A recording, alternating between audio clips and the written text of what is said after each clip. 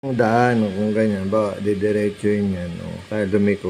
May paliko kasi yan pagdating dito kila Ate Nelly para nakaliko.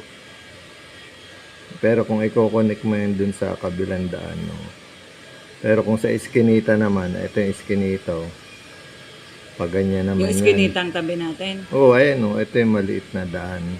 Eskinita yan Pag hindi naman kasi ang diretso, may paliko din yan. Gaganin yan ng konti Kaya kung magkaanuhan man, talagang konti lang dapat ang mabawas. Sila Kuya Boy talaga ang medyo dyan. Yung kay Alpapara, sila Kuya Poldo. Ayun nga, depende nga dito. Ayun